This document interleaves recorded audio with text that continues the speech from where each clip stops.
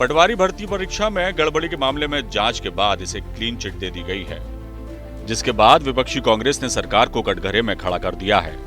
आपको बता दें कि इस मामले में हंगामा इसलिए हुआ था कि जिस एक ग्वालियर के एनआरआई कॉलेज से 10 में से 7 टॉपर निकले थे, वो कॉलेज भाजपा नेता संजीव कुशवाहा का है। जांच रिपोर्ट में पूरे मामले को क्लीन चिट दे दी गई है और संजीव कुशवाहा भी पाक साफ हो गए हैं।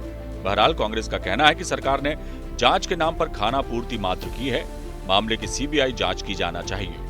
कांग्रेस के अरुण यादव ने इसे लाखों छात्रों के साथ अन्याय बताया है। पटवारी भर्ती परीक्षा को उन्होंने व्यापम घोटाले जैसा ही घोटाला बताया है। सरकार भी व्यापम 1 और 2 में जिस तरह के महाघोटाले में लीपापोती करके उसको समाप्त करने का काम किया, उसी तरह पटवारी घोटाले में भी ये काम किया। कब कौन सा कमेटी बनी, कमेटी ने किसको बुलाया, किससे चर्चा की, किसी को जानकारी नहीं। तो इसको इस इतने बड़े महाघोटाले की लीपापोती करने का प्रयास होता है। तो बार बार कहते आए कि इसकी सीबीआई की जांच होनी चाहिए। पीसीसी चीफ जीतू पटवारी ने भी सरकार को आड़े हाथों लिया है। पटवारी का कहना है कि सरकार ने इस मामले में किन तथ्यों के आधार पर जांच की, ये तमाम बातें जनता के सामने क्यों नहीं लाई गई। देखोगे कि कोई एक एग्जाम हुई और बिना घपले और घोटाले के हुआ ही नहीं। अगर पटवारी परीक्षा की इतनी बड़ी धांधली हुई, सरकार ने जांच के आदेश दिए, पटवारियों ने आंदोलन किए, जिन बच्चों को इस पर शंका थी आपने उसको क्लीन चिट दी, तो पहले पब्लिक डोमेन में तो लाना थी जांच की रिपोर्ट को। आपने जांच क्या की, किन तथ्यों पे काम किया, किन तथ्यों के आधार पर क्लीन चिट दी। अगर ये पब्लिक के डोमेन में नहीं आएगा तो अल्टीमेटली जांच कैसे हुई, इस पे शंका फिर पैदा होगी। आपको बता दें, मध्य प्रदेश में कर्मचारी चयन मंडल द्वारा आयोजित ग्रुप 2, सब ग्रुप 4 और पटवारी परीक्षा के रिजल्ट में गड़बड़ी को क्लीन चिट दे दी गई है। गुरुवार को सामान्य प्रशासन विभाग की तरफ से रिजल्ट के अनुसार भर्ती करने के आदेश भी जारी कर दिए गए हैं। आइए आपको बताते हैं क्या है पूरा मामला। पटवारी परीक्षा के परिणाम आने के बाद गड़बड़ी के आरोप लगे थे।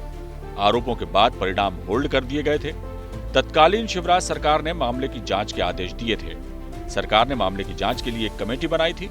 19 जुलाई 2023 को जस्टिस राजेंद्र वर्मा की अध्यक्षता में जांच आयोग बनाया गया। आयोग को जांच के लिए 31 अगस्त 2023 तक का समय दिया गया। बाद में आयोग का कार्यकाल 31 अक्टूबर तक बढ़ा दिया गया। इसके बाद 15 दिसंबर तक आयोग का कार्यकाल बढ़ा। नई सरकार में आयोग का कार्यकाल 31 जनवरी तक बढ़ा दिया गया।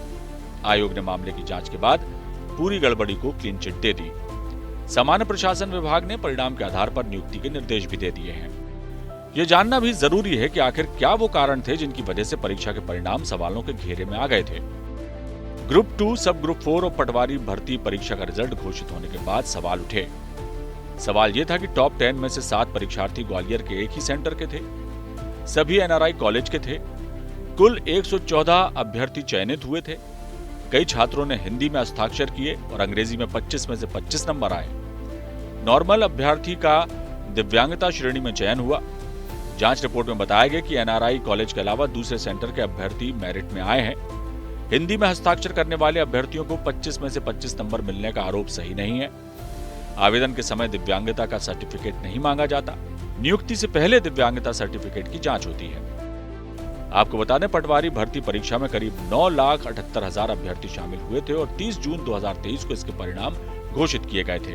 कुल जमा देखा जाए तो मामले की जांच के लिए गठित आयोग की रिपोर्ट में क्लीन चिट दे दी गई है, लेकिन कांग्रेस के सवालों के घेरे में अब भी सरकार है।